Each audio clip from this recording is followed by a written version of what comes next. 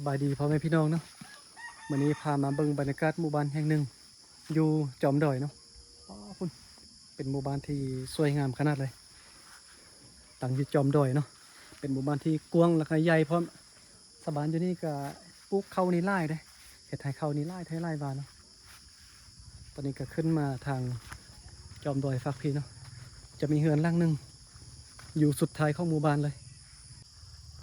บรรยากาศหมู่บ้านนี้บอกเลยว่างามหลายสุดยอดเนาะเบิ่งหน่วยผู้ฝากพุ่นจะเป็นให้เข้าจอมดอยอยากไปถ่ายคลิปทางพุ่นเนาะแต่ว่าบ่ฮู้ไปทางใดนะ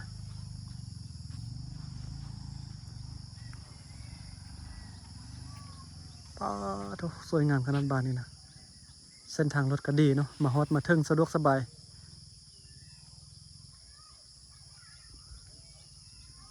ไปที่ติดตามซองเบาลังพาเที่ยวบ่ผิดหวังแน่นอนเนาะ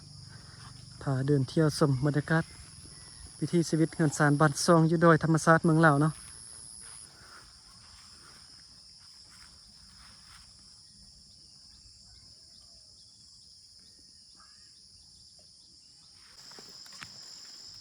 เดี๋ยวจะพายางไปเบิ่งเฮือนหลังหนึ่งเป็นเฮือนแบบสไตล์ดั้งเดิมเก่าแก่โบราณเลยเนาะบรรยากาศตอนนี้เป็นบรรยากาศยามแล้งเนาะซึ่งว่าชาวบ้านอยู่นี่ก็มาตั้งเฮือนอยู่ตามแถวนี้นะตั้งเฮือนติดกับป่าดงเลยเห็นบ่เฮือนเขาเจ้านี่เรียบตามภูตามผ้าป่าดงแบบนั้นนะอยู่แบบง่ายๆเนาะอยู่ตามธรรมชาติหาอยู่หากินตามธรรมชาติเนาะใช้ชีวิตตามธรรมชาตินะนี่จะให้เบิ่งเฮือนหลังนี้เห็นบ่ป้าดอกคักขนาดเนาะล้อมด้วยฟ้าไม่เหี้ยมุงด้วยหญ้าคาเนาะ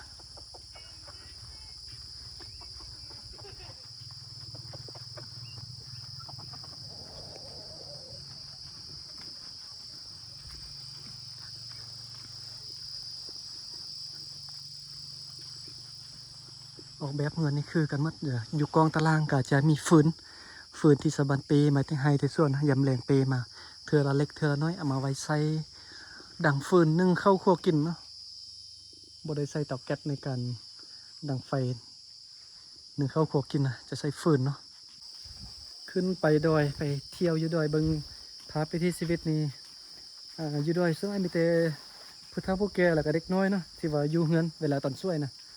ถ้าตอนแรงสะบานก็จะลุกมาแต่ให้แต่ส่วนเนาะ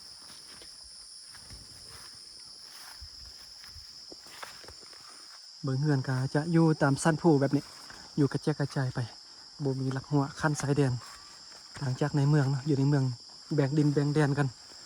อยู่ดอยก็บ่ได้เฮ็ดแบบนั้นเนาะสบายเฮ็ดเฮือนตั้งเฮือนอยู่แล้วก็แล้วเนาะโอ้ทางขึ้นนี่มื่นขนาดโอ้ยปลาทุกมื่นไปถ่ายคอนเทนต์อยู่ดอยนี่มื่นนะยามฝนพลาดล้มลายเถื่อละยานเนาะ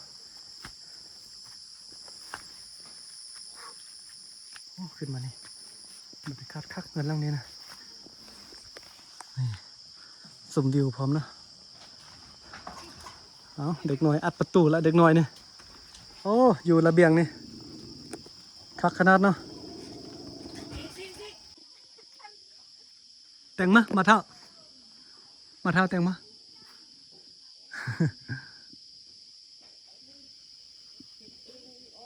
ป้าเพื่อนติดกับป่าดงพงไผ่แบบนี้นะอยู่ตามภูตามผ้าแบบนี้เนาะตอนนี้เป็นเวลา6 โมงแรงเก็บภาพบรรยากาศหน่อยหนึ่งค่ะจะกลับบ้านเนาะเดินทางไปกับรถเวฟคู่ใจคลองเบาหลังพาเที่ยวคนได้รถนี้บ่ธรรมดาได้เนาะเดินทางไปทั่วทุกวันภาคใต้ภาคเหนือได้รถนี้